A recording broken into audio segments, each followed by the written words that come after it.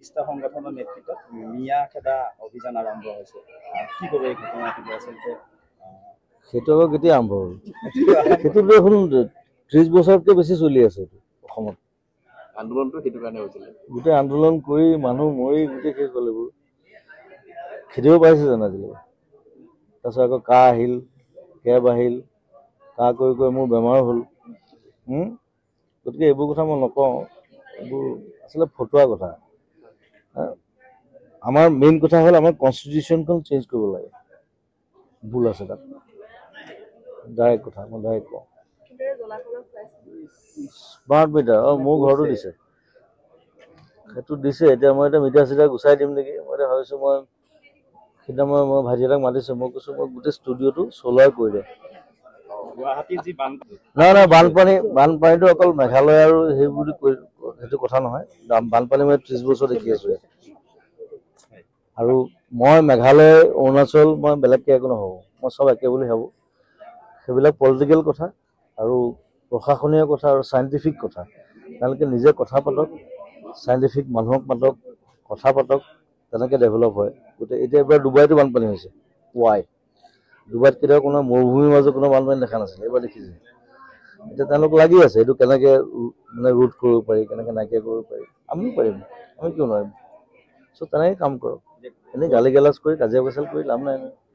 গছবিলাক কাটি দিয়া হৈছে ৰাস্তাৰ ৰুক্মিণী গাঁও, সেইটো অলপ ফ্লাইঅভাৰ বনোৱাৰ নামত গছবিলাক কাটি দিয়া হৈছে ৰাস্তাৰ কাষৰ যিবিলাক। এতিয়া ফ্লাইঅভাৰ লাগে নে গছ লাগে?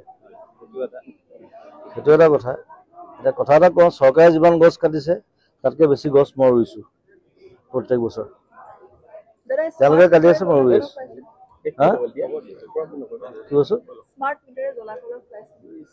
স্মাৰ্ট মিটাৰ মোৰ ঘৰতো দিছে, সেইটো দিছে। এতিয়া মই মিটাৰ চিটাৰ গুচাই দিম নেকি? মই এতিয়া ভাবিছোঁ, মই সেইদিনা মই ভাইটি এটাক মাতিছোঁ, মই কৈছোঁ মই গোটেই ষ্টুডিঅ'টো চ'লাৰ কৰি দে। চ'লাৰ কৰি দিম, ঘৰো চ'লাৰ কৰিম, চ'লাৰত চলাম। সূৰ্যটো আছেতো। এই স্মাৰ্ট মিটাৰ আমাৰ হেৰি, আমাৰ আম্বানী নহয় জানো? আম্বানী এইটো আদানী, এই একেই দুইটা ককাই ভাই, আম্বানী আদানী। দাদা, শেষৰ এটা প্ৰশ্ন সুধিম। উজনিত এতিয়া তিস্তা সংগঠনৰ নেতৃত্বত মিয়া খেদা অভিযান আৰম্ভ হৈছে। কি ক'ব এই ঘটনাটো আচলতে? সেইটো আকৌ কেতিয়া আৰম্ভ হ'ল?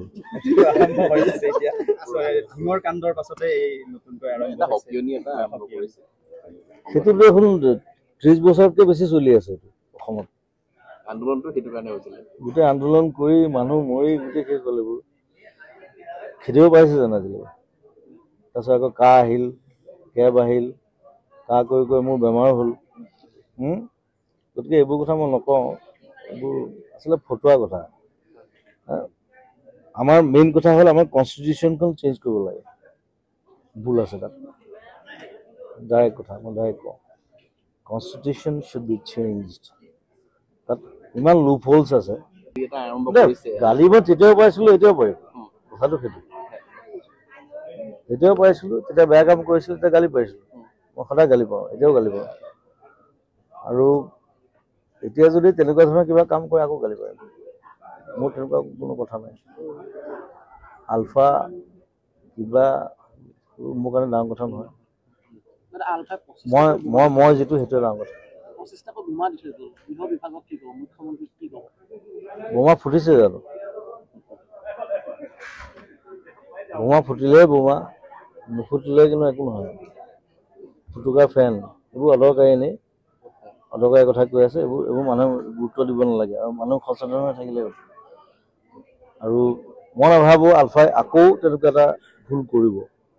যদি তেনেকুৱা এটা ভুল কৰে, ধেমাজি যিটো কৰিছিলে, 17টা ল'ৰা ছোৱালী মৰিছিলে আমাৰ, তেনেকুৱা ধৰণৰ ঘটনা যদি আকৌ হয়, আলফা উইল বি ডেমলিছড। নাথিং। সেইটো মই নাজানো, এইটো কিবা এটা শুনিছোঁ মই কালি। এইটো আমাৰ জ্যোতিপ্ৰসাদ আগৰৱালা কি আছিলে আচলতে, আৰু মাৰোৱাৰী বুলি কোনো শব্দ নাই আচলতে। ৰাজস্থানী মাৰোৱাৰী, সেইটো চবেই ভুল কৰে।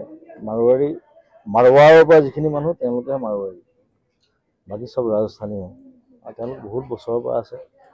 আমাৰ মেইন মানুহ জ্যোতিপ্ৰসাদ আগৰৱালাই দেখোন ৰাজস্থানী হয়। চ' এইবিলাক ভুল কথা, এইবিলাক কৰিব নাপায়। Don't do it.